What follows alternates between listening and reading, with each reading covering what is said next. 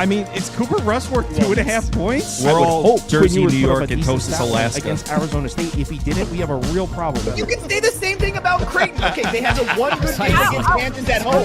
When Toast talks about the kicking market, it's like some earth is flesh. I've made that joke. False. This is going to be a dog walking. Dog walking. This is my dog walking of the day. I think it's going to be very ugly. Dog walking. I think this is going to be ugly. Hey, get the sauce.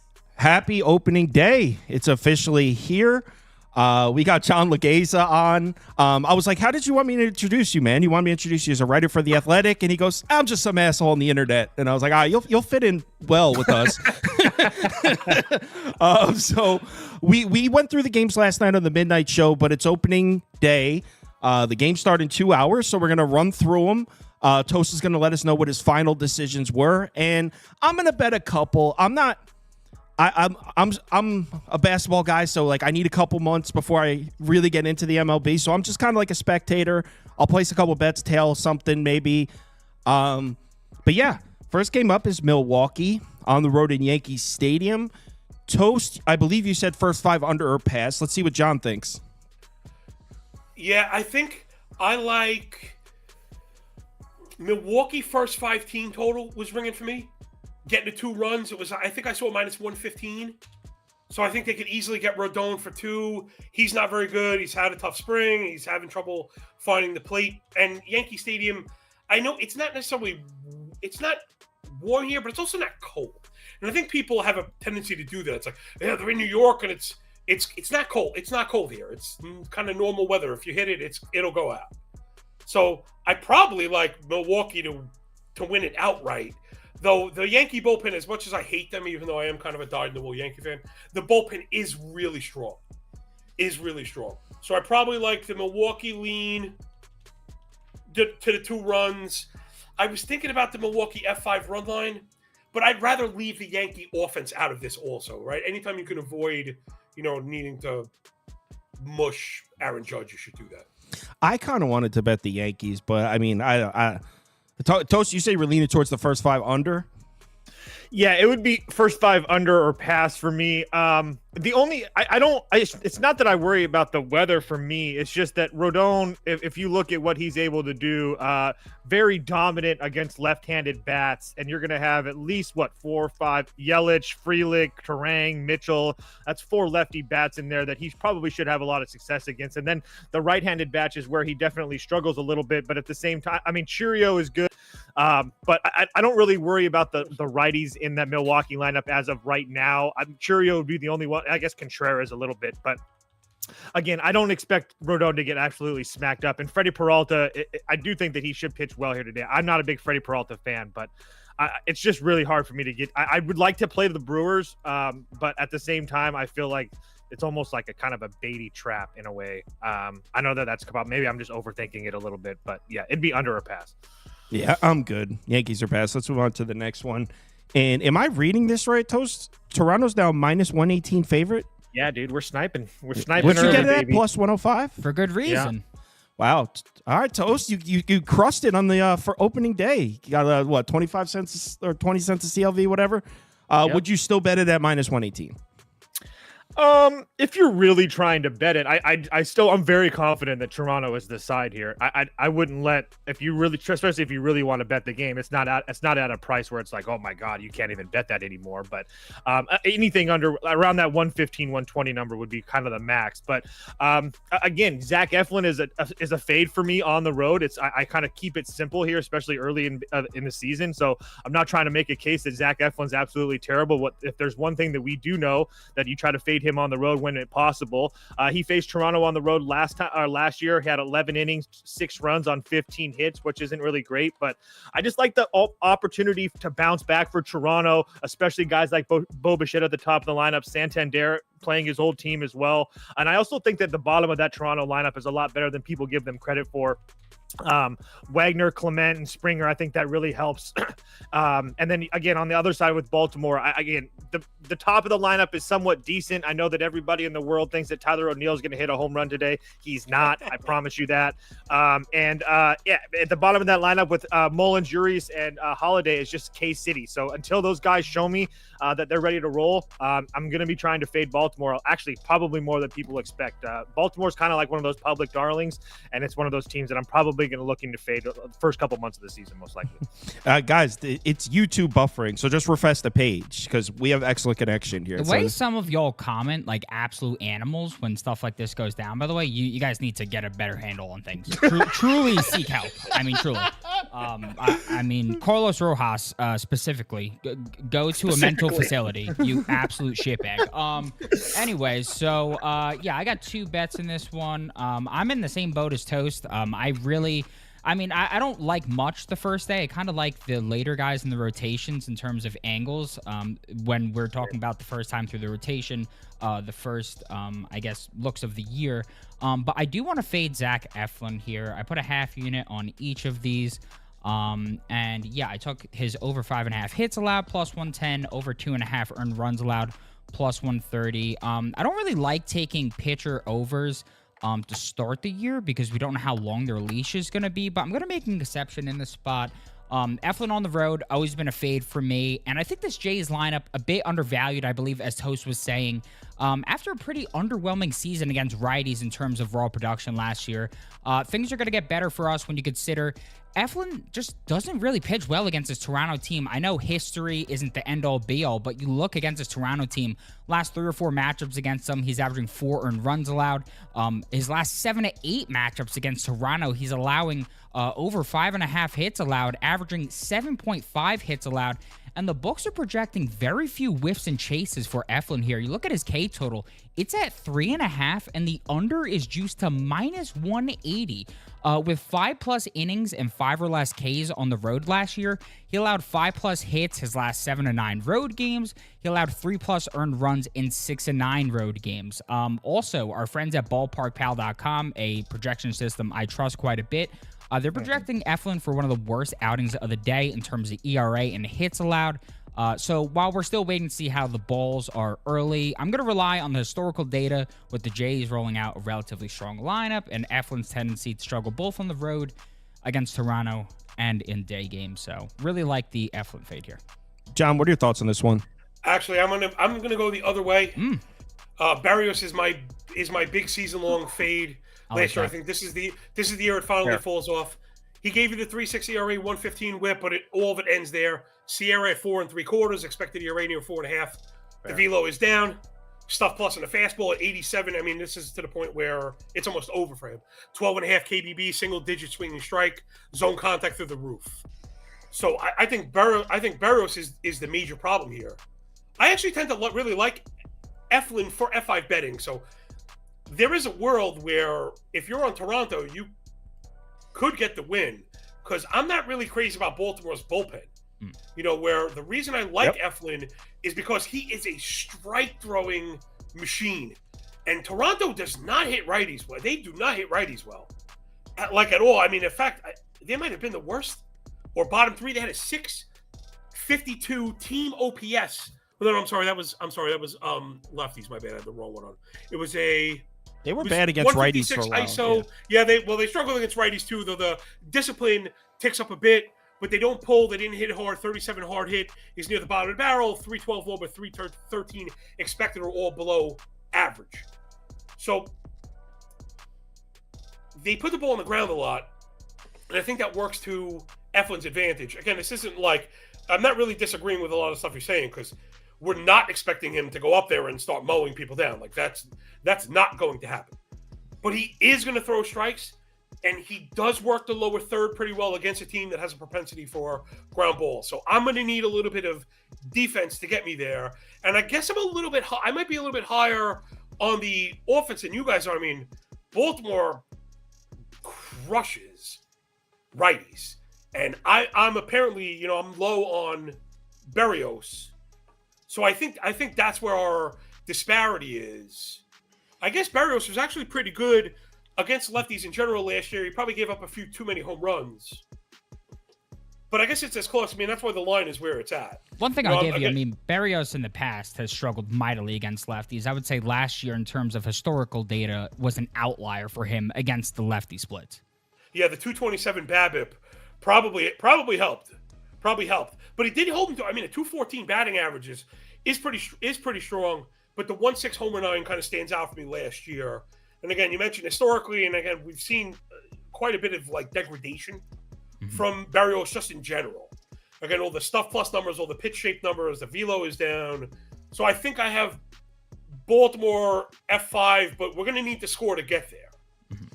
So maybe I should, as we talk through it, maybe I should have been leaning more on like a F5 over than a Baltimore F5.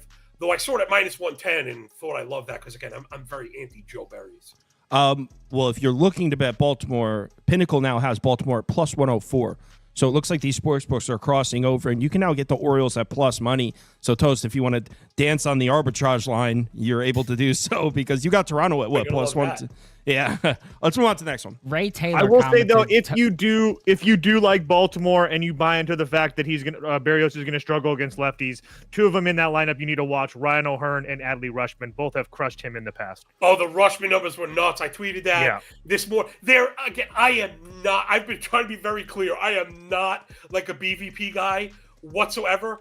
But those numbers it's almost to the point where it's like undeniable. Like, I'm not a tiny sample. It's 20-something at bats. You know? Yeah, I always like to look at it no matter what. I know a lot of people kind of frown against it a little bit. I don't. I actually think it kind of means something a little bit.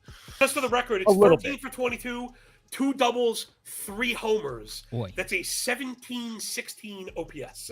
Ouch.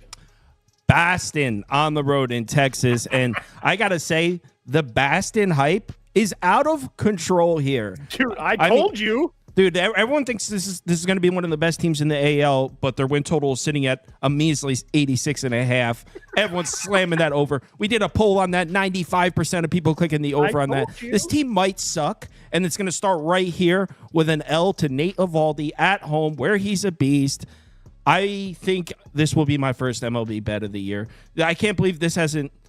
I mean, you could still get a +100. Who is betting this up? Not only for Boston. Hold on, it gets even better because not only do they have now Boston has Garrett Crochet, everybody's new favorite toy right now. Not to mention you have Nate Eovaldi, who's been absolutely lit up by Boston the last few times that they've seen him. There's no chance in hell the Rangers have a chance in this game. No chance in hell. Rangers, let's go. Rangers up. I'm doing it. I'm betting it right now. John, what are your thoughts?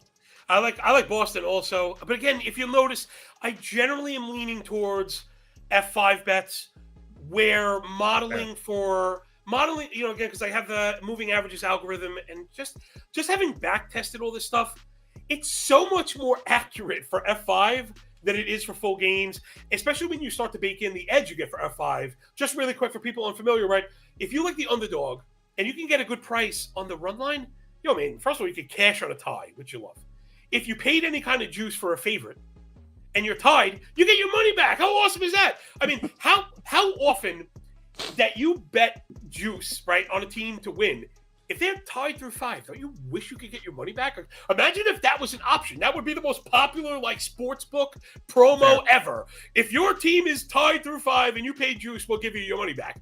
Everybody would cash that. So I don't understand why we haven't seen a kind of prevalent swing towards F5, because that's where you get my love for Crochet. Right? I worry about the distance. I worry about the pitch count. I do think he's going to get you to 15 outs, and in a race to 15 outs, man, he's really awesome. I mean, last year he had 30 KBB, 16 swing and strike with a 32% ball rate. So this is not just a guy that can win in the zone and induce chases, but he does not throw balls. He's really, really excellent. Eovaldi, who I do like, and the Texas offense I do like. So I haven't like run to the window. I like Boston, but if you're hand waving Texas, then I have to agree with you. You know, for people that have this as like Boston should be a -180 favorite. No, I disagree there. I do have them modeled ahead because again, when you start sticking Crochet's inputs into a model, it's going to start outputting a win for you. So yeah, I like Boston I saw minus 115 F5. That might be the best price you get on Crochet this whole season. He goes, first 5. If it's a tie, you get your money back. How awesome is that? It is, no. I hate. Come on. Have you ever laid 180 and been tied after 5? You're pulling clumps of hair out. You know. Let's move on to. That was awesome. How awesome is that? It reminded me of the pump fake pod. Army and American, and this game's awesome. Yeah, that did remind me of that. Phillies, Nats. This is the ultimate. All right, so before Toast gives you his fake sharp shit here, he's going to tell you to play Washington. He's going to give you some shit about the Phillies. Should it be laying this price? And there are fake sharps like Toast betting this number down. What the result is we're being given a gift here with the Phillies at a very affordable price with Zack Wheeler on the mound against a team that's not going to be very good this year. Minus 145 I can get? Look, that number's been bet down. Clearly, professional sharp action is coming in on the other side. They're wrong. Phillies up. I'm betting this too. God damn, I'm going to end up placing so many irresponsible bets because of this damn stream. I'm on the Phillies. John, what do you think? Yeah, I mean, I've got the Phillies modeled for an F5 win. I've got them modeled for a full game cover. I've also was recommending people one of the ways again, part of the model, we do implied team totals as part of the algorithm. DK and FanDuel both offer highest scoring team options for that day. And they generally come out between, like, the favorite, I'm doing air quotes, people just listen, are plus 1,200 to plus 1,500. And I've got the Phillies as my top scoring team, tied with Baltimore. So I was recommending splitting that because, again, at 15-1, you don't need to put a whole full unit on something like that. You can take a fraction of a unit, split that, and run them both. You get a couple bites of the apple. I think there's a chance not only does Philly get Gore, but if Gore is wild and he's shown the propensity to lose the zone, not always dominate, that bullpen also kind of stinks, and it's a good hitting environment. So there's a range of outcomes here where a Philly runs them out. Just totally runs up the score. I agree with those range of outcomes. Now, Toast is going to tell you that you should bet the Nats here on some fake sharp ass shit. Go ahead, Toast. Yeah. Well, first and foremost, this isn't Zack Wheeler's like one of my favorite pitchers in the league. So it's not like me trying to make a case that Zack Wheeler is going to get blown up today or anything like that. There's nothing really there that's going to tell me that. But I will say that this Washington lineup is extremely familiar with him, and we're getting him at I guess I would say one of the more vulnerable spots for Zack Wheeler earlier in the year. Not trying to make a case that he's going to pitch bad, but I will make a case that the Washington lineup that is seeing him has has had some success against him. Not to mention the few guys that Washington has brought in the offseason has had a ton of success against him, aka Paul DeYoung and Nathaniel Lowell, both one-dotting over 10 at-bats apiece against Zack Wheeler. So I do like that, especially when you're going to be having those guys at the bottom of that lineup, along with guys like rookie sensations like Dylan Cruz and James Wood at the top. So I just don't feel like there's such an advantage for Philadelphia in this game that everybody makes it out to be, on top of the fact that I'm in the boat that I do think that Mackenzie Gore is in a bounce-back situation. The way that he ended the year last year, he was almost unhittable. I think he continues to build on that. I truly believe that Mackenzie Gore is a dark horse Cy Young candidate. Does he actually get there? Probably not, but he has the stuff, he has the talent, and like I said, at the end of last season, his last 7 starts was absolutely impeccable. I think he had one bad start against the Braves. Maybe it was the Phillies, but regardless, he's been fantastic, or he was fantastic at the end of the year. I would definitely take my chances with the Nats in this one. Again, his workload and distance today and having to hand off to that bullpen is real. That's really what worries me the most. Honestly, I'll buy everything you're selling for F5. I think the Phillies are overpriced in general, but I think over 9 innings they could outlast it. Even if Gore is sharp, Phillies work the account and stuff like that. I just don't see him finishing 6, and that's my worry with me. So yeah, I will give you that. I also would say that I do think that Washington having Finnegan, having guys like Lucas Sims, I think that Jorge Lopez gets a really bad rap, but I think there's a reason that they lost me. I think that there's a reason. I think there's a reason that they are his number 2. And then as far as the Phillies bullpen is concerned, Romano was a shell of himself last year, and I don't really trust anybody else in that bullpen besides Matt Strahm. But again, like Kirkering, really. I think Kirkering is I understand the talents there, but it's just kind of up and down for me. I just want to see him in a spot that he's really going to be solidified in, like this year. So again, it's game Agreed 1. on Romano, We'll see what worried happens. about Romano. Cool story, Toast. 9-1 Phillies. Next game, we have Angels Lights. Cool story, bro. Me and Toast Welcome to talked the show, buddy. Oh, this is great, man. Oh, man, I'm right at home. So, John, me and Toast talked about this game last night, and we both kind of agreed. So what we do is we're running a poll of all the viewers while we're talking. And last night we had about like 900 people in there late at night. Nice. Everyone was voting on the Angels as -155 favorites, which That's insane. we both. I'm Not considering only that, they were laying -1.5. -1.5 with the Angels on the road. Look, I know the White Sox are probably the worst team in Major League Baseball.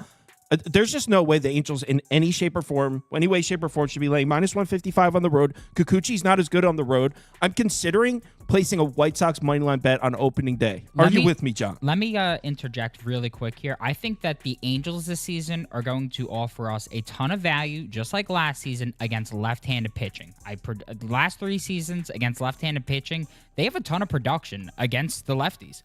But that lineup against righties is a steaming pile of dog shit. And for them to be laying -155 on the road is a modern-day travesty. So, agreed. Continue, guys.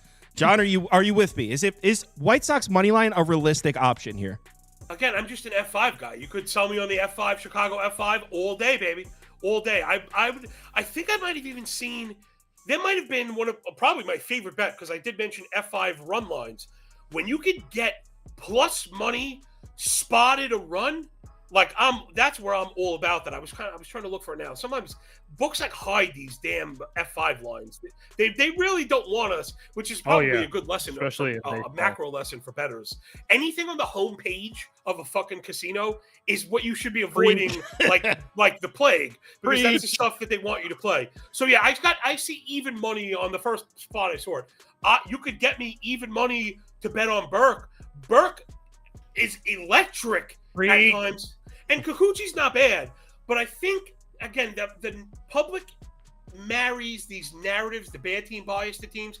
Where the White Sox lose me is the bullpen. You know, you're going to have Clevenger come out in a tie-dye T-shirt trying to close his fucking game out. That's where you lost me. I really like Baroa. I actually really like Prelander Baroa. I'm a fantasy guy, too, so he was my early season guy to kind of take that baton to be the closer. He's fucking electric, but he's down. His arm fell off. And that bullpen is really what cost them so dearly last year. The White Sox bullpen was, I mean, like right? They were like historically bad. How about this? I have it right here. They had not just a 1-5 whip over 640 innings. They were responsible for 49 losses. So even if even if you promised me a lead through 6, I worry they don't slam the door. So if we want to get on the White Sox, I'm totally down. But I don't know if Burke's going to get us more than 15 outs, and then all bets are off. So I like the White Sox early, but I don't know if they could seal the deal. I mean, I could see that. The Angels got that guy that Toast loves in the bullpen. What's Joyce? Oh, he's money, man. Yeah. Come on, he's money. Toast, did you place this bet? I have not. I was kind of waiting to see what it did, but it would only be the White Sox or pass for me. Not trying to make a case that Kikuchi's just some terrible pitcher. I know that he had a lot of really good outings last year, but last few starts on the road for him really wasn't that great.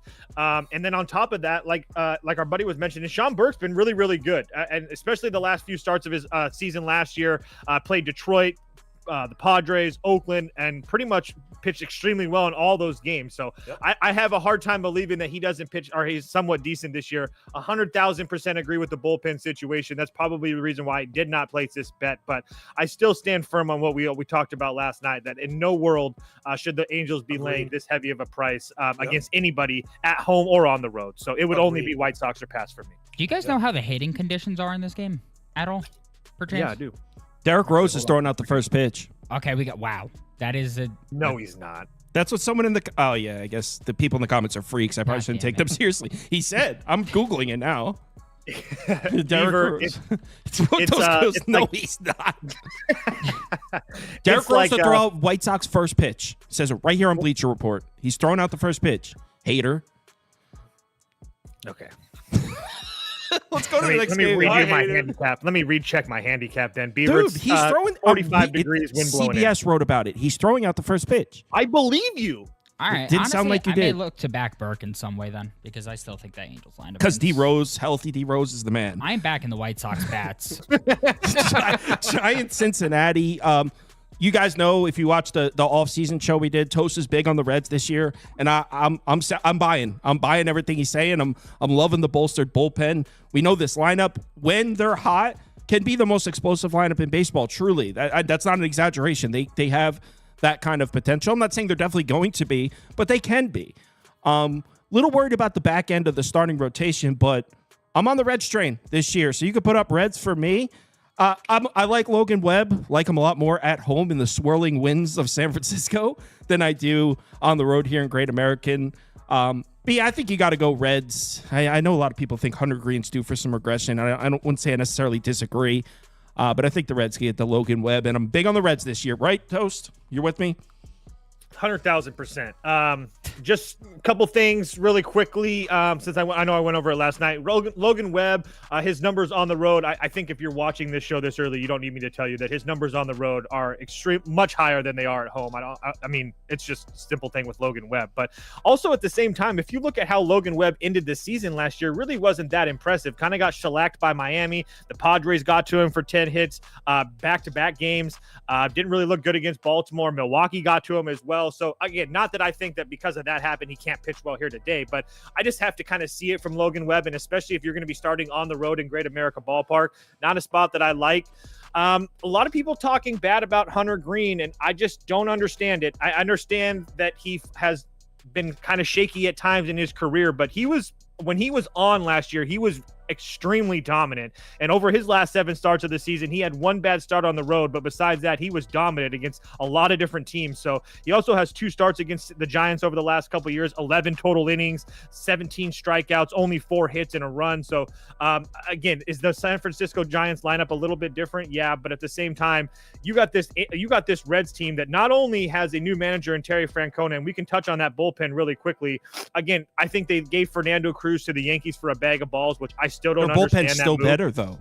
But I agree. My point to that is I agree with that 100%, because when you have Pagan, Rogers, Santillan, Barlow, and Ashcraft, I know that everybody likes to talk shit about a couple of those guys, but at the same time, like I said last night, there's one thing that we know about Terry Francona, and that he knows how to run a bullpen. We've seen that with Cleveland over the last couple of years, how those guys will pitch 7-8 days in a row. I'm exaggerating, but those guys continue to pitch over and over again, and they perform at a high level. So I have a feeling that Terry Francona knows what he's doing. So when I see closer by committee for 5 guys on the Reds team, I actually think that that's probably a positive for them. And then their lineup is like completely revamped. I mean, Friedel, McLean, De La Cruz, Lux, Candelario, Steer, CES, Jake Fraley, and Trevino. I mean, even the bottom 3, CES, I even played CES today for hits, runs, and RBIs. Jake Fraley, another guy that you can trust, a veteran bat in that lineup. And then Trevino, obviously a catching first guy, but at the same time, we know with his time at the Yankees, he can hit some clutch hits. So again, there's a lot of things for me to like about Cincinnati. I do think they win this division. I do think they make the playoffs. But it all starts here in Game 1. John, do you think our Reds hype is a little over the top? I like the Reds, believe it or not. You know, I'm a dyed-in-the-wool Yankee fan. And my next team is the Reds. But yeah, listen, when it comes to Green, it's funny with him.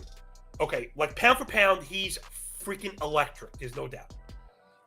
What we saw from him last year, and what differentiated that from the rest of the sample, was the way he works up in the zone, right? So Green has always worked up in the zone. He's fucking electric, yo. But I don't know if we have any Simpson people with him, but sure we do. I would say on my show, we need to miss up and up, right? Not up and down, up and at them. No, that's what I said. Up and at them. No, up and at them. Right? You're gonna miss up and up. So when a guy like Green aims up, misses up, it's a ball. No big deal. He used to aim up and miss down. When you aim for the top third and miss on the low end, it's chest high. That's where all the home runs happen. So, and again, people, you got to be careful. It's not saying you got to be careful getting your stats from Fangraphs. They're fucking awesome. The problem is they don't differentiate fly ball. So if you add ground ball, line drive, fly ball on Fangraphs, they equal 100. Why that's fine in certain circumstances. That leads you to think, well, Green gives up all these fly balls. Yes, but not all fly balls are created equal. Because he's now made that move to aim higher up, his infield fly rate is insane. He had a 15% pop-up rate last year. 15%. And that's from aiming up and missing up.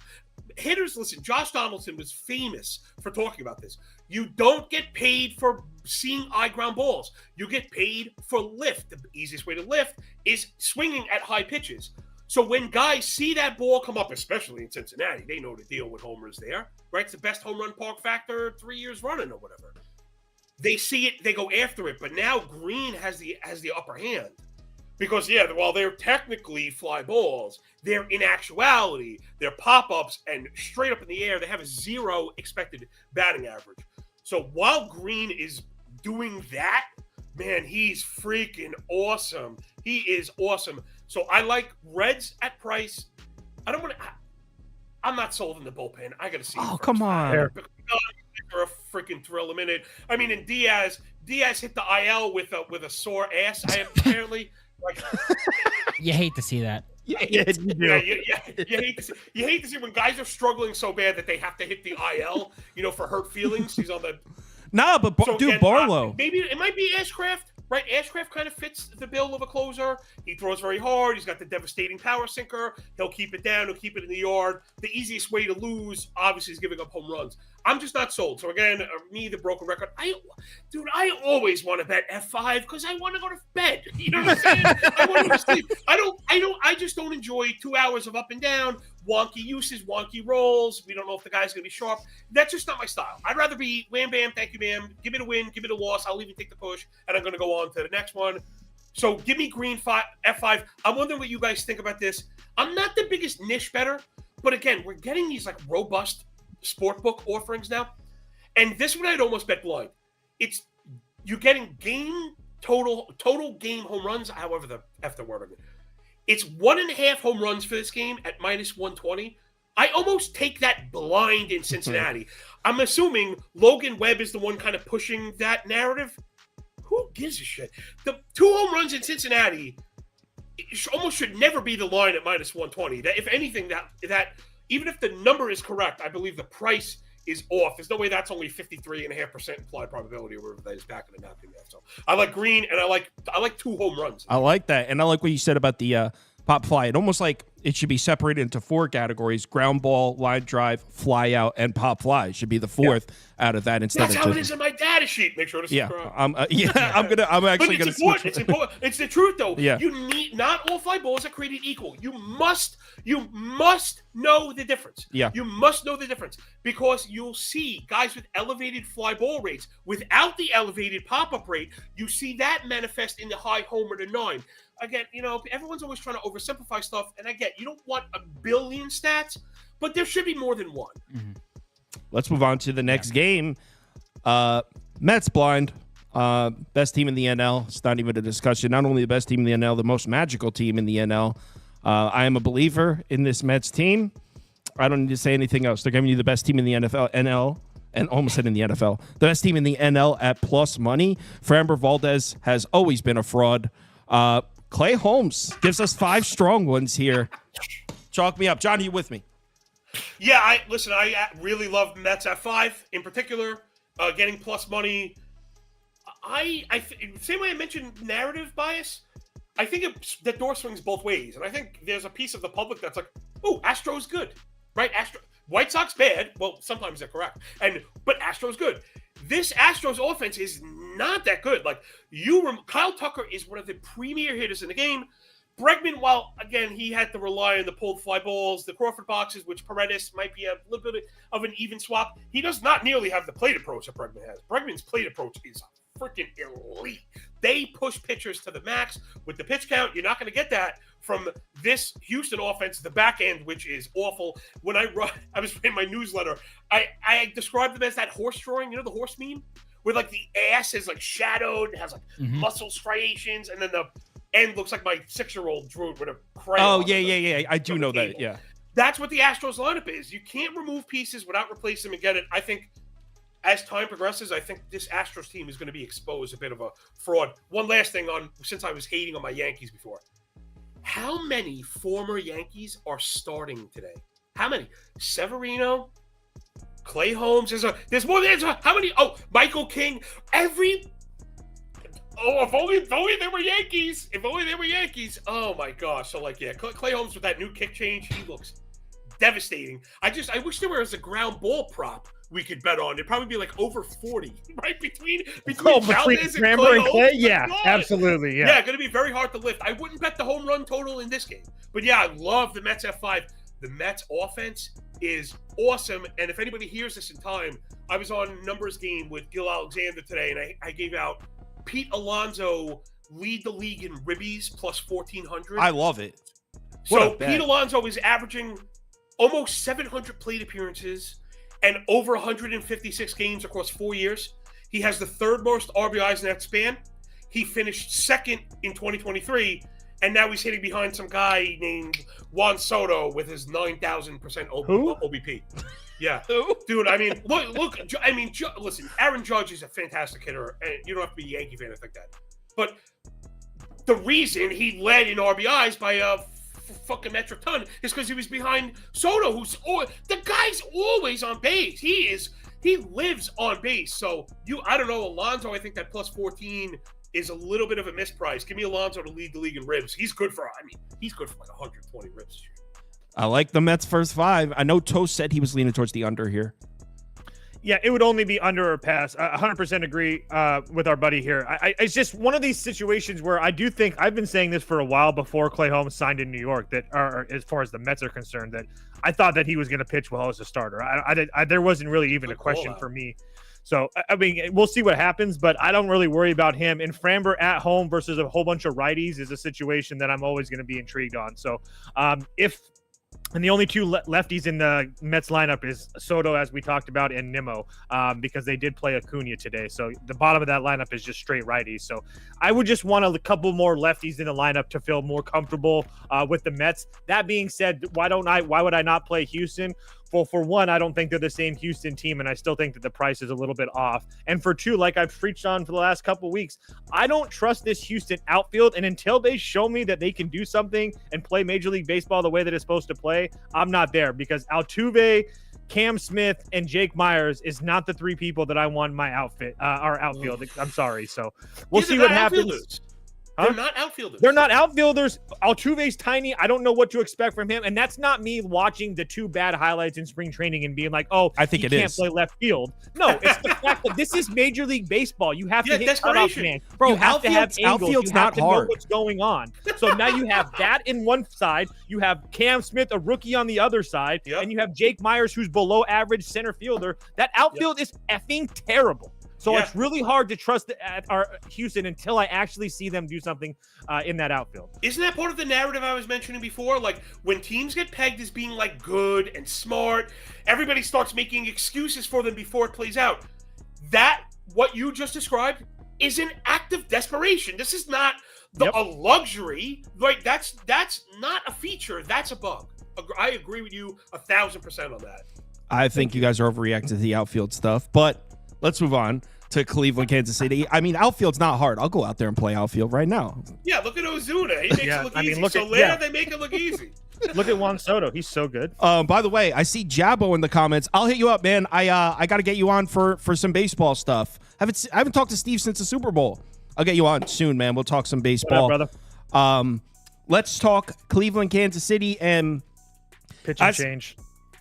Oh yeah, Tanner Bybee's out. What about a price change? Out. And the number's priced. It's like up 30 cents. It's like $1.50 I'm good now. Is that right? Yeah. Yeah, Bybee has food poisoning. Oh my God, it's Ben Lively? But now that you can get a plus 145, plus 150 on Cleveland. Last night I said Royals minus 130 was the play. now that you can get a plus 150 on Cleveland with Ben Lively, who's not even that bad, I would probably say Cleveland or pass. Not betting the game, not going to waste your guys' time talking about it. I liked Reagan's at home at minus 130. Thought that was a good price. I do not like the Royals at minus 190 or 180, whatever the hell they are now. So pass for me. John, any thoughts on this one? I mean, I probably like the Royals to win. Reagan's is an order of magnitude better than Ben Lively. But Cleveland's actually always hit lefties very well. Their offense, I think, is a little bit better than they get credit for. And I'm not, is Vinny P even, is he playing? I was worried. Okay, yeah, I'm actually looking to third. see. Yeah, Wow, he's playing and batting third. Man, look at me. Usually, whenever they start, he's fine. He'll be playing soon. I'm like, yeah, sure. Apparently, he's forced his way back in the lineup. I mean, that's a definite plus. I'm not a Lively guy, but I think I'm with you. I think the price makes this. I think I'm off this one. Yeah, Toast. Did you end up placing a bet? I think you were leaning. I placed Kansas City early, and then the line dropped as far as Ben Lively. What ticket are you holding? 130. Nice Oh, bet. nice. I'll take that. Yeah, me too. I'd play that. Shit. Again, though, I will say, though, that it was part of the fact that I just don't trust Ben Lively. I just will point out that Cole Reagan's has terrible history against this Cleveland lineup, just in general. Was that before you poisoned Tanner Bybee's food? You bet. Yeah. I would like to know Toast's whereabouts last night around 2 a.m. I will say about Cleveland, we can move on to the next one, Prop Beaver, but something to keep in mind about Cleveland, they finished the season with one of the best records in the AL. It might have been the best. It was one of the best. Their win total this year is at 82.5. So keep that in mind. It's not, for me and Toast, we're talking about in the offseason video that we think Cleveland's going to regress in a major way. That's not a hot take. The market thinks that. Yeah. Their win total is about 500. So it's not just me and Toast being anti-Cleveland. I've been branded as a Cleveland hater. I assure you that's not true. The market also thinks Cleveland is going to regress in a major way this year. Starting pitching is brutal. I mean, they've earned the reputation for maximizing pitcher output, right? I think they've deserved that. They've done a really good job with some of these reclamation projects, but man, now it's Louis Ortiz, and I kind of like Gavin Williams. He was hot in the fantasy streets. I'll give them some credit, but we're going back to the Logan Allen thing. You know, they're preying on Bieber's return. Like, there's a lot of hope going on there. A lot. The starting pitching is brutal. I also think that they kind of a little, I don't want to say lucky to try to diminish what they did, but I don't think that Stephen Vogt's going to be the manager of the year again. And if we remember, Cleveland was hot for a really long time, and then there was a really long stretch where they were bad for a while. So again, I'm just not really in love with this Cleveland team in general. So we'll see what happens. Someone said, check the tape. Kirms is 100% a Cleveland hater. No, I was fading the Cavs and taking L's a little bit this year. That's it. And it just happened to people talk. I'm not a Cleveland hater. Anyway, this is going to be fun. We're talking Pirates, Marlins. And look, Toast last year. Oh, so John, some backstory. Last year, Toast on the show had a big bet on Jackson Merrill, Rookie of the Year, which he had a huge plus price. And there was a point where he was like a minus 500 favorite. So then Skeens stayed healthy, kept pitching, and then obviously we all know what happened. Skeens ended up coming all the way back and winning at the end. Toast has been branded as a Paul Skeens hater, and he has literally convinced himself that taking the worst team in Major League Baseball at just a plus 130 price against Paul Skeens is a good decision here. So go ahead, Toast. Tell us why you're taking the worst team in baseball at plus 130 against arguably the most dominant pitcher in baseball right now. Go ahead. How many times has that most dominant pitcher in baseball pitched into the 6th or 7th inning in the game? How many? You tell me. You One? got it open. Oh, I don't have it open. I just know. Oh, why? One. Wait, what? Not to mention the fact that now I'm going to open it up really quickly just to get these game logs. Well, it doesn't really matter. He's pitching against shit teams. He's pitching against the Cubs a whole bunch of times. He's pitching against like teams like Cincinnati, Seattle, Miami, St. Louis. I mean, I really just wasn't impressed with what I saw from Paul Skeens. No, honestly, he's very, very good. He's very, very good. He's very, very good. Mute him.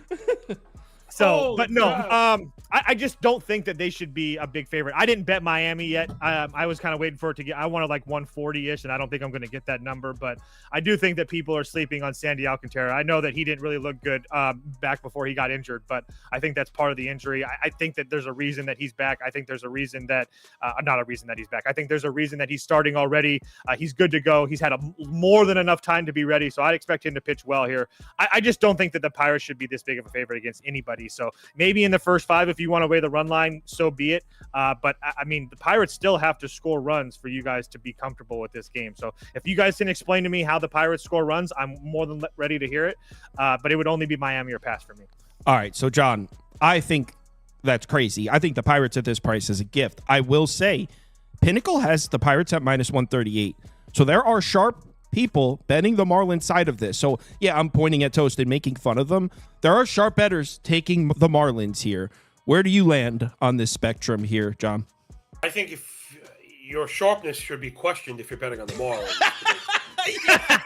Although, and the counter to that, and the rational counter to that is, the other big story is the Pittsburgh front office should be so ashamed of themselves. Dude. You literally have one of the premier pieces in the game.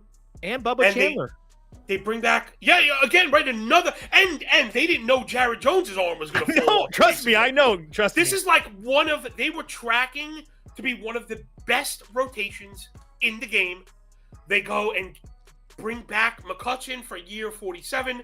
They bring back Tommy Pham, when he was released on parole or whatever after the last nightclub stabbing. It's insane to not bring any talent. So there is a rational argument to be made that Pittsburgh sucks, man. They suck. And if you think Sandy's going to be good, which I do think he's going to be good, he's kind of, there's been this part of why I like to do fantasy, because the fantasy geeks are really into a lot of the science stuff. Now, it doesn't always track to betting, but sometimes these nuggets do track. And that honeymoon phase of Tommy John is kind of a real thing. Sandy Alcantara is in that window now, meaning once you're like 16, 17 months away from Tommy John, you almost go back to what you expected. Yeah, you're full. We saw him on the mound. He's throwing cheese. He looks awesome. But who the hell is scoring this game on either side? It got posted F5 3.5. Me, I'm like waiting for 4. I was waiting for a 4. I just checked. It dropped to 3. So it's at F5 U3, which again, I don't know. You can't bet U3 because now you need 2. So like, to me, it's a wash. It was under or nothing. I was too slow. He who hesitates is lost, and I kind of missed the opportunity. I don't know how Miami wins this game or any game, frankly, because they're atrocious. They are. That offense is as bad as it. They're as bad as it gets. So I don't know who they beat or how. I agree 100%. Toast just popped back in. Prop Beaver, by the way. He dropped out for a second.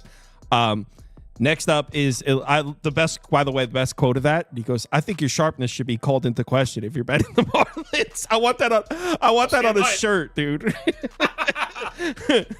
Though I've made that mistake before, and this goes to futures. A good tip for people is a mistake that I made as a younger bettor was thinking I identified win totals that were a little bit too low.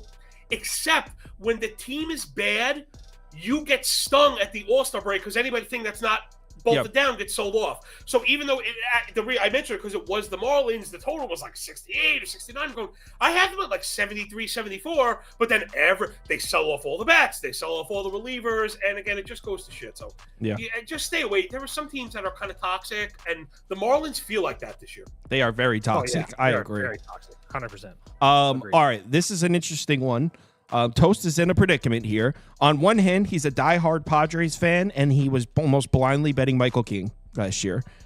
On the other hand, he really likes the Braves over 93.5 wins and think there's a lot of value, especially early on the Braves this year. So he's between a rock and a hard place. He's got to either bail on Michael King, who made him a lot of money last year, or bail on his Braves take. He's saying one of the best teams in the NL with Sale on the mound at a -126 price. So rock and a hard place, Toast. Which way are you leaning? Man. It would be over or pass for me. I really want to play the Padres at a plus price, but I think the over would be a better look for me.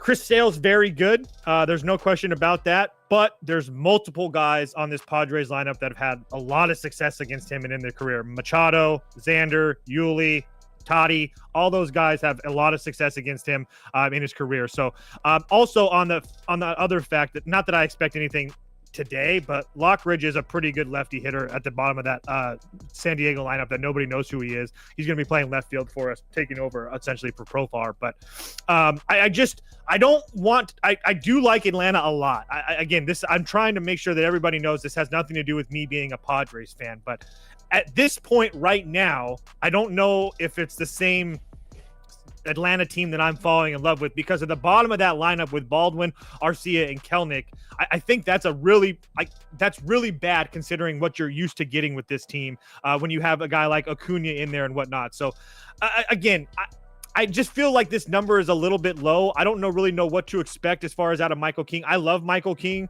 but I do feel like this Braves offense is very, very good. And especially you have a guy like Profar at the top. And I do think that guys like Austin Riley and Matt Olson have big bounce back years. So there's just a lot of ways that Atlanta can score runs. I also feel like there's just a lot of ways that San Diego can score runs as well. So it would be over a pass. I think this is a really hard game to handicap first game of the season. That's for sure. I like your pick. In fact, I actually wouldn't be surprised if both starting pitchers get hit up here. Maybe even a first 5 over 3.5 or something. I know. Trust me, it stared in my face. You can put over up for me too, Prop Beaver. John, what are your thoughts on this one? I would have to use my imagination. When Toast came back, I'm not hearing him, and his window is buffering on mine. So Toast just come back. He's going to leave and come back. Oh, so he took the over is what you need to know. Yeah, I honestly. There's a really good argument every way here. If he likes the Padres this year, I think the Padres are one of the most undersung teams this year. You know, I'm over the win total. I think they're actually really good. I thought the Gavin Sheets move was a little bit weird. I thought they were going to go with my guy Tirso. I thought Tirso Ornelas was actually going to make the squad, maybe as the DH. But that doesn't really move the needle too much. It's because of what he did in the spring. That's why Sheets is on the team. I know, but like we've said, don't we know what we have with Gavin? I mean, 100%. I agree with you 1,000%. But and when you hit a home run literally every day for 2 weeks, you're going to make the team. So, but would he hit home run every day for 2 weeks? You said, like 10 days. Yeah. Oh, wow. Yeah, he hit at least 6 or 8 bombs this spring. Regardless, I don't mean to spin off. I tangent enough of my own. That's why people are here to talk ball. Yeah, that's why I would do it. Please, go ahead. This one is honestly tough for me because I love Sale. I had Sale Cy Young last year. I had Sale to lead the league in Ks last year. Of course, I freaking fell just short on both of them. But while this stick figure is on 2 legs, man, he is freaking dominant. He really is. He's so dominant. But I think San Diego is one of the teams that could get him. My model has this one like 2-0, which is funny because blind. If you told me -130 Sale, I'm like, yes, please. And if you said +110 Michael King, I'm like, yep. Yeah. That's why I think it's like the hardest game on the board. Yeah. So this is the hardest game on the board for me. I think I'm out. I'm gonna try something new and actually enjoy just watching. Nah, not for me. Nah, I'm good on that. All right, let's move on to Minnesota St. Louis. I do like the fact that if you want to put Fernando Tatis in a hit parlay, the fact that he's batting leadoff, I really like that now. You're getting the big season from him, you think? You think we're getting the big season? I think that could be yes, I do. He could be the best player in baseball. Yeah. And if he would just stop riding motorcycles on the edge of a cliff while juggling or whatever the hell this guy's doing. That's just what Toddy does. He doesn't know how to relax. So, listen, I kind of get that part of it. But if you backed up the Brinks truck with $400 million or whatever it was, I could probably learn to watch the Netflix. You know, I think it's funny that he admits it though. They're like, "How did you feel after the motorcycle accident?" He's like, "Well, which one?" You know. He's the same guy that will go out in the club too every single night, and not give 2 shits, and put it on Instagram. He don't. Yeah, it's raining, bitch. You know what I mean? Yeah, dude, he loves it. God. Yeah, come on. Well, he's on my fantasy team, so he needs to get his shit together. Dude, he's on a small list of guys that could be the 101. Legit. And if you're playing fantasy and like you care about power with steals and average, like he's a legit on the shortest list of players that could easily be the 101. But it's just, you know, are we gonna get it? I'm hoping so because right? Finally, the full offseason of true preparation that wasn't marred with rehab and stuff, Yep. you know? 100%. So he's part of what makes it hard. You mentioned Merrill before. Dude, you and I, totally simpatico, love Jackson Merrill. Oh, my God, I love Jackson Merrill. Again, being a fantasy geek, trying to figure out what was going on with the decrease in power over the years, right? Because we saw barrels stop producing the way that they used to. So the answer to barrels, what happened with barrels was because they raised the seam in the ball, and balls with a lot of hang time started getting punished. So what ended up being the way to get around that is if you pull your batted ball events, right? So if you pull your fly ball line drives, that's the way to get over everything. It doesn't have time for that. And Merrill is a pull. Oh, he's a lift plus pull machine. Oh, I love Jackson Merrill. That's part of what it kills me about this, about this game is so hard to cap, because Sale, there are very few imperfections in the spreadsheet, right? He's a horse, man. He does it all. So that's part of why I'm kind of watching it, because the Padres offense could be incredible this year. You're talking to the right guy about Jackson Merrill. Toast is a Padres fan, loves Jackson Merrill. He follows Jackson Merrill's dad on Twitter. That's how much with Jackson And his mom, and they write me back. We never know. We never know. We want to know when he had sushi the night before. Maybe something. I just talked to Jackson. I just talked to Jackson Merrill's dad 4 days ago. I'm in with the family. Why? I'm All right, dead next serious. game. All right, next game You is Twins. talked to him 4 days ago? I did. For I asked him a what couple fucking questions. reason? Yeah, because Just check it The in. bet is over. exactly. I want to keep an open Going to relationship. the restaurant that Tanner Bobby went to where he poisoned the food. Yeah. There we go. I I want- pieced it all together. There you go. Now we get to a game that I think is one of the least interesting on the board. I have a feeling that Toast's take about Sonny Gray falling off might come to fruition this year. I think the Twins are going to be the stronger team than the Cardinals. I don't think that's a hot take. With starting the year with Royce on the, I don't know. Twins are pass for me. Of course. You could put Twins money line up for me, but I'm good on not betting this one. Don't have much interest in it. John, what are your thoughts on Sonny Gray? I think he's absolutely dog shit. No, he's done. So, okay, thank you. Yes, over. he is That's done. So wait, so It's Toast, already is that a hot take? Do most baseball people feel that way? Honestly, I don't know. His No, velocity is As down right now, as a and he's fantasy- sick. As a fantasy loser, I could say no. The answer is no. But again, people have a tendency to just kind of look at the spreadsheets. And again, I was just talking about this on my own show. If you plug Sonny Gray's 2024 stats into any model, it's going to tell you ace pitcher. He had a 24.5 KBB. I mean, he was awesome. 30K to sub 6 walk, 31.5 CSW, elevated chase. He was awesome. But the big shaking butt is he finished the year with the forearm injury. He got the PRP injection, right? Tommy John is on the horizon. It's coming. And his last chance of kind of countering that for me would have been a strong spring. He has like a 13 ERA in the spring. He has a 5 homer per 9 this spring. So, like, again, we should not be weighing spring stats, but it's very similar. We're very simpatico, guys, in that it's almost similar to spring training. The BVP, I mean. Spring training and BVP, where, no, they're not the most pertinent data point where you look and chase that. But once you start building, like, some kind of cohesive argument, it is a data point. And if it starts going in the way of that you feared, then you should pump the brakes. So, like, yeah, if I was worried Sonny Gray didn't finish the year healthy, I was worried how he'd rebound, I think he's hurt, then he shows up the spring, he's giving up home runs every other batter. Yeah, I think there's a world where he is toast. Plus, the Cardinals' offense sucks. They suck. They suck really bad. They might be one of the bottom 5 offense this year. So, and then the flip side of that, again, some fantasy geekness is Pablo Lopez. You come at me with a 4 ERA argument, I'm going to block you on social media immediately. This guy was awesome last year. Forget the stupid ERA. All the luck metrics went against him. So I like to say there are 3 legs on the luck stool for a pitcher, right? There's BABIP, batting average balls in play. There's home run to fly ball rate. And then there's left on base rate. Pablo Lopez had a 309 BABIP, a 14 homer fly ball, and a 72% left on base rate. all of those are going to regress to the positive. He had a 3.4 expected ERA with a 5% walk, 68 first strike, 36 chase. This guy is a legitimate Major League Baseball ace. He is going to mow the fucking Cardinals down today. The Cardinals are going to look lost. The offense is going to mop up Sonny Gray. This is twins by a million today. I've been very milquetoast because I'm like that. You know, this is the flag plant for me. Twins kill the Cardinals today. I'm betting it right now. That was convincing. Toast, what are your thoughts? I feel 100% the same way. I don't think the Cardinals have a chance in this game. I disagree about Pablo Lopez. I think that he's a 4 ERA pitcher, and that's I'm blocking you on social media, right? Please do,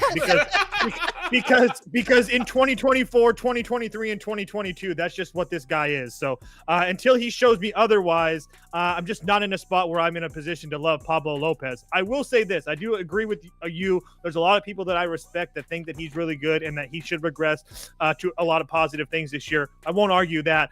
But the reason that I also like him here today is that he's absolutely owned this Cardinals team in his whole career. I think he's had one bad outing against them. He pitched against them last year, went 7 innings, didn't give up a run. Pitched against them in 2023, went 6 innings, only gave up a run. So I have no issue that Pablo Lopez pitches well here today. And even with Royce Lewis gone, I do like the fact that Minnesota, at their bottom of that lineup with Ty France, Willie Castro, Jose Miranda, and Bader, I actually like a lot of those guys. None of those guys jump off the page to me as like, God, these guys are terrible. How are they in the lineup?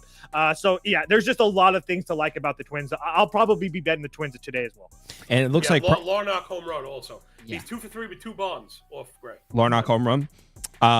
It looks like Prop Beaver's on the screen with one of his first 5 team totals he likes to play. I guess you're fading Sonny Gray? I do love this market, and I wanted to play this last night, but you don't hear him? You don't hear me? Yeah, I guess he can't hear you. Toast, can you hear Prop Beaver? Yep. Okay, cool. I'll fix the He'll audio be done in a second. after. I hear Toast. Okay. But Yeah. I don't hear Sauce. Oh, Okay. you don't hear either of us? Leave and come back.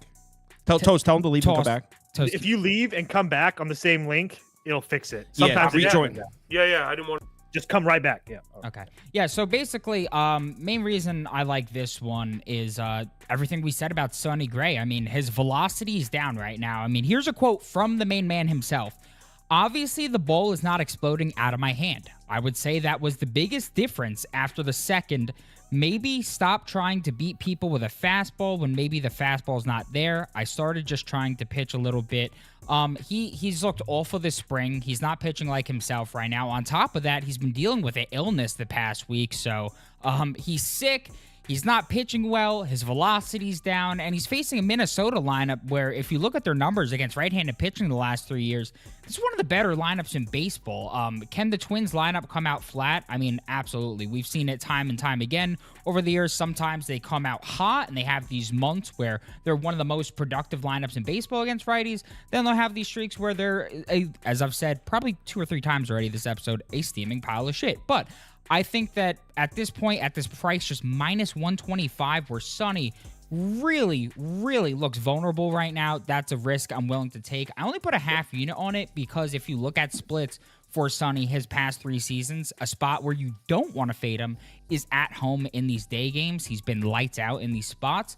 But I just think in his current state, you just take the splits out of it and you have to fade him. I think that there is too much value to be had in terms of fading Sonny Gray here. Also, I saw the temperatures are 60 miles per hour and wind is blowing out left. So looks like it's actually pretty nice conditions in terms of hitting. All right, so I'm back. Does anybody else on the panel find it a little bit suspicious that we're still getting them at close to a pick? Yeah, I mean, we're polling at like 80%. Poppy, ride to leave and come back. By the way, so you got to put me back on the screen. They should be able to hear me. But yeah, I mean, we were polling at like 85% Twins. So in terms of the viewers, everybody is clicking on Minnesota there. I don't care. I just bet it. I'm on the Twins. I do see a lot of love on certain websites and stuff for St. Louis, like a lot of love. Well, I'll tell you why. I'm just kind of curious. I'd love to hear the argument for them. I honestly don't see it. I'll tell you the argument. argument. When your big splash is we're gonna lead Newt Bar off. Win looks terrible. They actually have not done a good job developing any of the youth. Like, we're all still waiting for Jordan Walker. He hasn't done anything yet. Right? Up and down, up and down, up and down. Arenado they kind of got stuck with him, right? They were trying to dangle him. They were trying to move him. Nobody wanted him. And then they were like, well, I guess we'll stay with you. So I don't know. They don't have a foundational piece in that offense. The argument is Pablo Lopez is pitching, and he's amongst the worst of the worst, guys. Boo boo. All right. He's not that bad. Oh, come on. This is crazy. This is crazy. Would you not agree, though, that I think this is not only last year, but a multiple year sample size where Pablo Lopez plays to his level of competition? We've seen Pablo Lopez really shit the bed against some horrible teams the past few years, and then when he plays some of good competition, he actually shows up and has some great outings. I think that's true. We haven't seen a 4 ERA since 2019, right? We haven't seen a 1-2 whip since 2019. We haven't seen an 8% walk rate his entire career. We haven't seen a sub 41% ground ball rate his entire career. He's never had a 1-3 homer 9 rate. I mean, I think the hatred has gone a little too far. I agree. I think part of it is that he was built up to be like an Fair 8. enough. I'll buy that. And I don't think that he's performed at that level. And if you take a look at like the stuff plus metrics, he's down like 15, 20 points. His K to strikeout ratio is down a little bit as well. So again, I think it's more or less that everybody pegged him to be like an ace, and he just hasn't performed like that. Right. No. That was a good one. It still wouldn't get me on like Cardinals. It wouldn't get me on Cardinals, but I'll buy that. If that's the thing on Lopez, he's probably falling short of expectations for sure. Let's move on to Tigers, Dodgers. Scoobs is pitching at plus 138. It's crazy. On one hand, you got Scooble at plus 138. On the other hand, you got the Dodgers at home with Snell on the mound at a very affordable minus 160. Toast, you said first 5 over, right? I just played the full game over at 6.5. Okay. So that's what I played. I also played Tigers first 5 money line at plus 120 as well. So I know that the full game price is way expensive, are way better than that. I want to stick with the first 5. Just getting Scooble at plus money, I just didn't want to pass that up. I get that the Dodgers are really good, but I touched on this really briefly last night too. Don't really love the spot, especially early for the Dodgers, having to go to Tokyo, play 2 regular games, come back, play 3 exhibitions, and now come back and start playing regular games again. So I also love Blake Snell, but if there's one thing that we know about Blake Snell, if he has a good year, he usually follows it up with a bad year. I'm being very general in that situation, but I do think that I think that this is probably going to be a lower scoring game, probably to start, just because of the pitchers that we have. But at the same time, I do think that some of these, especially with the Detroit bullpen, I don't really know what to think of them, especially with them sending Foley down, and whatnot. But again, I'm also not as sold on the Dodgers bullpen as that everybody else is. Tanner Scott's really good, but he also has a lot of control issues. I know that as a Padres fan. Kirby Yates, again, a guy I know that he strikes out a lot of guys. Let's see it again. Again, we'll see what happens. This isn't me Padre hating or anything. This is me trying to look at it super objectively, but it would only be the Tigers for me. I'd stick to the first 5 in that. Yeah, I don't really have an opinion on this one. I'd say I probably tail Toast on the over. What do you think, John? Scooble at plus 138? You know what's funny? I'm looking at my model results now, and there's always going to be. Listen, if you're telling me Scooble at price, then you just say no doubt. Yep. He could get anybody in a race to 15. The thing that's bothering me about the F5 is the cost of that run line. You know, again, prices matter, and as much as I love getting the run, I've got 65 cents for that run. Like normally it's like 30 or 35 to get the run, which I'm fine, especially if it's 20 or 25. Then I'm running for it. But 65 cents for the run makes it a little pricey, which makes me feel like maybe this just pushes on the F5. But yeah, my thing here is we want to get either Snell in the 6th or whatever the Dodgers are going to throw at us in the 6th, because Snell, again, as electric as he can be, has a tendency to offer free passes because he knows he could just strike out the next guy. But the problem with that is running up the pitch count, which oftentimes reduces his distance. So I don't really like to bet against Blake Snell through 5 because he's a great 5-inning pitcher. I want that soft underbelly in the bullpen 6-7, but then the price is not great. But the 6.5 is probably what's the most tempting for me, because I think I've got 7.25. I've got 7.25 runs. So you'd lean over as well. Yeah, and especially something when you get to that, when you get the 6.5, remember, you got to get them both to 3. Games don't end on a tie. Right. So you get them both to 3, and you could walk away with that one. It's a guaranteed win. So I think if I had to place one, I'm over 6.5. If it went to 7, I'd be out. I think I'm out altogether, though. Yeah.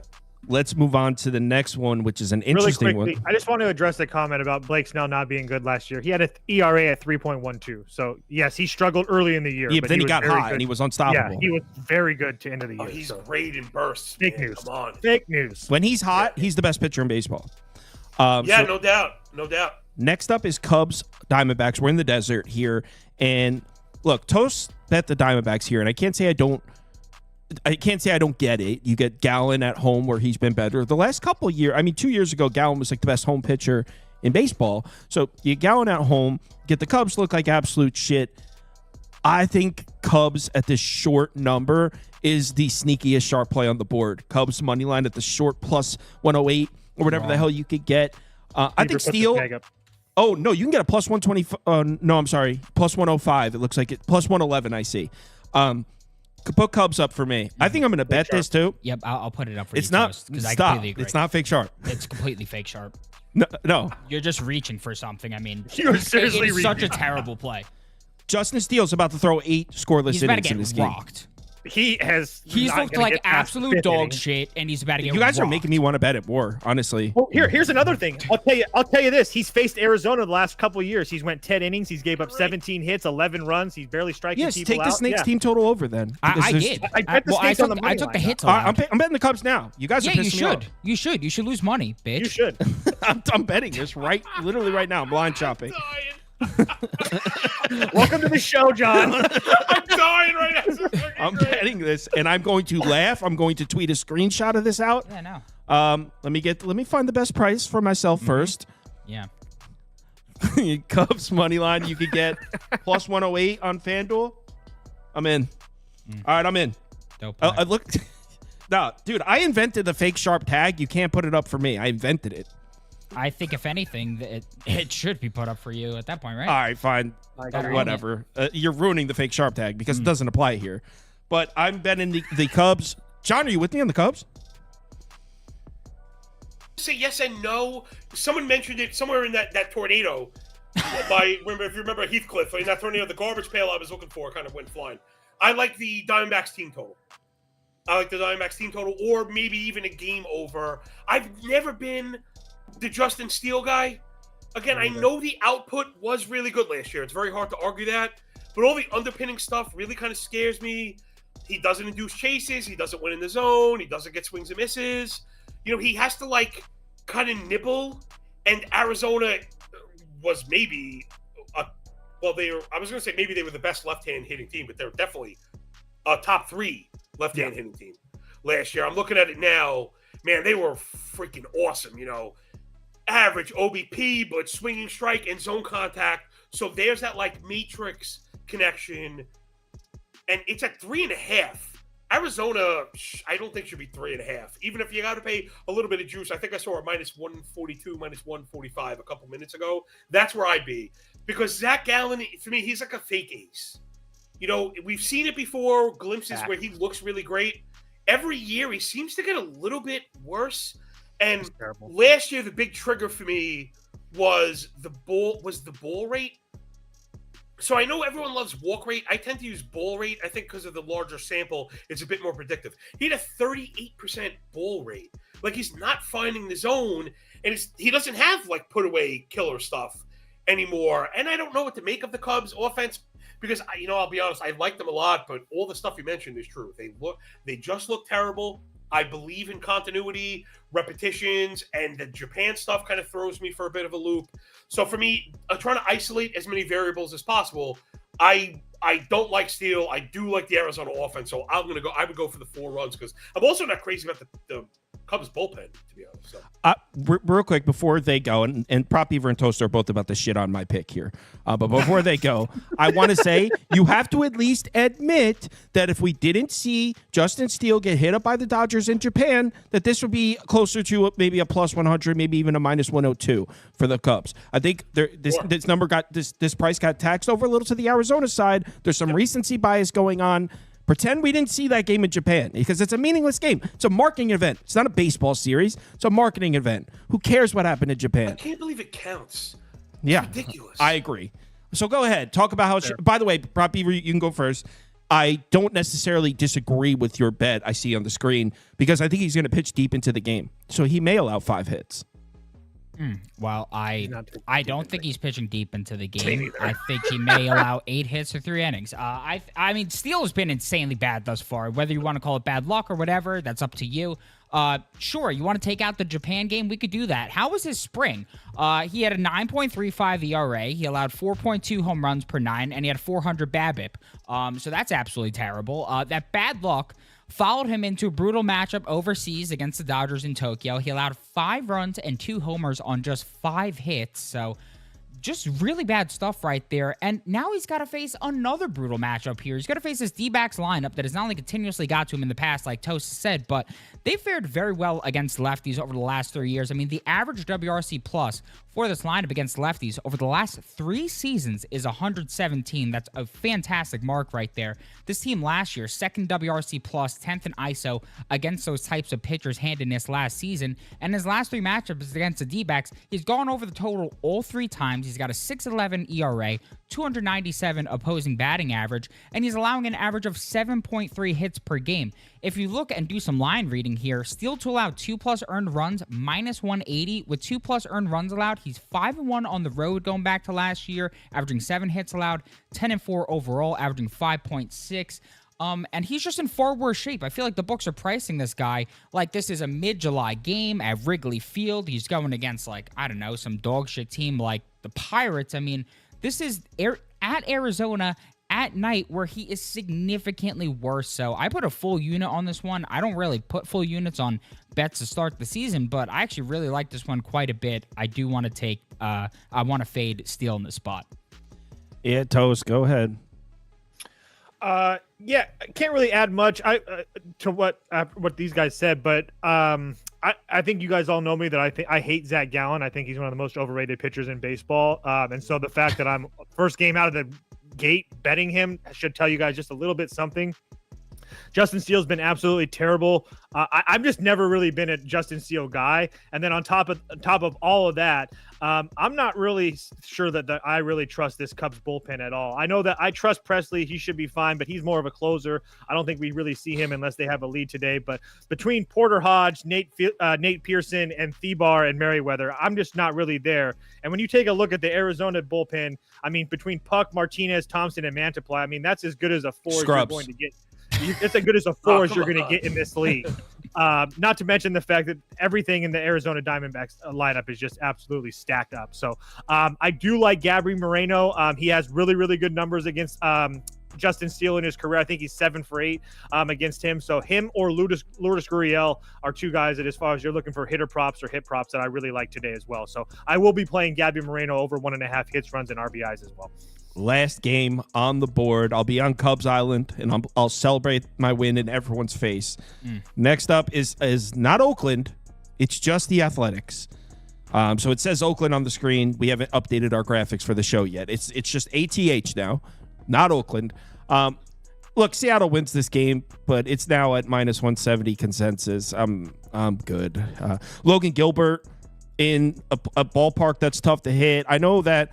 Look, I don't know where John stands. We're about to find out, but all the quote-unquote sharp baseball heads are in love with the Athletics team. Toast has been talking my ear off about the Athletics all goddamn winter. I've had enough of it. I think the Athletics are the fake sharp team of the year. Logan Gilbert projected to be a Cy Young favorite here. So I think Seattle wins. You can put it up, but am I going to lay the -170? The answer is no. John? You took the words out of my mouth. I'm right with you. Again, I like to separate some of the stuff. So, like, the Athletics offense, I think, will exceed expectations, but that doesn't mean we have to like chase them for wins. You know what I mean? We don't have to do that at all. Now, they happen to be in a ballpark where offense is really suppressed, especially before it starts getting warm, which has served to help the hitters in Seattle. But I don't know if I'm willing to go for the cover. Severino is like, I don't know, like a lunch pail kind of guy. And the Seattle offense is not any good. Again, we're talking about overrated guys. I love me some Julio Rodriguez, but as far as like guys that get billed as premier superstar, top fantasy pick type of guys, I don't think he's that guy, at least yet. And the rest of the offense kind of blows. So yeah, I don't think there's enough here to pay for the juice. I'd probably just leave it. I would like to be behind Seattle enough to pay for the run line, but I just can't do it. I don't believe in it enough. Yeah, I agree. You can't lay -1.5 with if they're winning, they're not going to bat in the bottom of the ninth. You can't there's way too many things. Call out, man. Good call out. I like Seattle a lot here. It's just the ultimate spot. You can't lay -1.5. You can't lay -170. I think that the Mariners bats are going to be way better than people expect. There's talent in that lineup, and people just hate on Seattle's lineup because they're Seattle. What do you mean where? We're looking for it. Where's the talent? I'm asking. Randy Arozarena, Julio Rodriguez. Well, I think that's a problem. It's not to say they're not talented, but when we're rattling off guys that have projected batting averages below 225, below 230, the problem is the valleys that this team is going to go through are going to be awful. That's a problem. They all put the ball in the air, which kind of goes back to what I was saying before. When you have guys that really put the ball in the air and they're not in a great hitting environment as far as temperature or ballpark, that's going to be an issue for them. You're going to see Raleigh mash balls that fall 5 feet short. You're going to see a Rosarena do the same thing. The ball's going to fall 5 feet short, and it's just going to be a lot of flyouts for Seattle early on in the season, which is going to make it tough to cover at least early on. I'm with you. It's going to be harder to sell me any other way. Go ahead, Toast. Share your losing ass bet. Oakland money line for me, +145. Oh, nice! Look at that. Oh yeah, it's not even a question for me. This isn't me. It's just a play on the number. I don't feel like the Mariners should be that big of favorites. Do I love Logan Gilbert? Do I think he's a dark horse Cy Young candidate? Absolutely. There's no question. I guess not dark horse. He's top 10 already, but there's no question the fact that he's a very good pitcher. But I also think that Severino's a little bit better than people give them credit for, especially, last year was nothing special, but he did have an ERA under 4. And the last 7 games, the last couple weeks of the season, he didn't really look terrible. He looked bad against a couple really good teams in Atlanta and Philadelphia, but besides that, against teams that have shit lineups like the Mariners do, he was just fine. And then on top of that, as far as the bullpens are concerned, I would say that the Mariners have a bullpen advantage. I don't really know if they can say that here. You would? No, I wouldn't say that. Okay, cool. I was going to say, because I don't really see it personally. So I think that between Miller, Leclerc, and Ferguson, all those guys that are all over a 30% K rate, I really think those guys are fine. So is Munoz good? Yes. But as far as Snyder, Santos, and Thornton, we're talking about Seattle now. I just Thornton don't really know pitch. to trust with that bullpen. You've turned into a Mariners hater. I'm just telling you that there's a big difference between being just one of the guys that to do a job, and now you are the guy or the middle reliever. I feel like there's a different situation, a different set of circumstances on there. How long Brash is out? How long is Brash out? I don't know. I like Brash. Yeah, he's awesome. If he was playing, that'd be awesome. Saucedo can pitch. I would love Torcillo. I like Jackson Cower. I like Troy Taylor. All those guys throw really, really hard, but they're injured. That's the issue for me. All right, we've reached the end of the slate. John, for the people out there watching that have never seen you before, where can they find your stuff? Oh, man, this is awesome. This is one of the first shows I've ever wanted to be invited back on. Follow me on Twitter at John Laghezza. It's Laghezza. And, man, if you're in, man, I'll tell you, we might all be simpatico. I write at The Athletic. I write Matthew Berry's betting newsletter. And I'm the progenitor of the MLB moving averages algorithm. You can check it out on Twitter. I have a show that's R-rated. We tell prolapsed anus jokes. And then I have the sub. Well, listen, I figured this is one of the few places. That's why, man. You're more than welcome. I feel like I've known you guys for a long time. And again, I model every single game. I do a lot of advanced data stuff, and I keep it really cheap for regular people to not get mopped up by books. If they're following you guys, they're at least a little sharp. Honestly, I can tell just from the way that you handle stuff. All jokes aside, that you're not too definitive. You're really understanding with price and how to apply this stuff, going against the grain, taking plus prices where it's important. But my big pitch is always, how much time do I need to save you to make it worth the $2 a week? Because I have a mountain of freaking data, and then again, the algorithm's got a couple of thousand hours of work in it and stuff. I love this shit. I actually live for it. So Yeah, we'll thanks definitely so much for having me, guys. This was just Yeah, awesome. this was really fun. Yeah, Can't wait well, to have you. I'll reach out to you over the weekend, and we'll see if we can set up, or like maybe there's a regular day you could come or something. We'll get you back. Let's go. All right, let's have a great MLB season, everyone. Yeah. Be sure to bet responsibly. We'll be back at 4 p.m. to talk Sweet 16 and NBA tonight. For those of you that want to come back, I got Moneyline Mac from College Experience coming on to talk Sweet 16. So for those of you who want to come back in 2 hours, or an hour and a half, see you then. For those of you that aren't going to make it back, enjoy opening day. Oh, Prop Beaver's got an underdog for us. Go ahead. Yep. So the underdog 2 legs, and it's actually from myself instead of just recycled Modi picks from the first quarter. So that's nice. At least he's hitting those first quarter bets. So we got Justin Steele lower fantasy points and Efflin lower fantasy points. What's nice about these is that I don't like either of them to record a win either, and that's a pretty big factor when you're taking these lower fantasy points. So I like both these guys not really to have a good outing today, not to have much success recording those strikeouts, and to not record a win. So really like pairing these two up to have the lower in terms of their fantasy points. If you're not an underdog member and would like to add a potential leg, again, Bobby Witt Jr. just to appear at the plate over a half plate appearance is a potential leg for new customers. And if you're not a new customer yet, you can sign up in one of these lovely yellow states. Just got to use the promo code BET, B-E-T, and you can get a deposit match up to $1,000. Thank you guys all for watching today. See you all in an hour and a half. Thanks, John, for stopping by. I'll talk to you over the weekend. Yeah, it was excellent, man.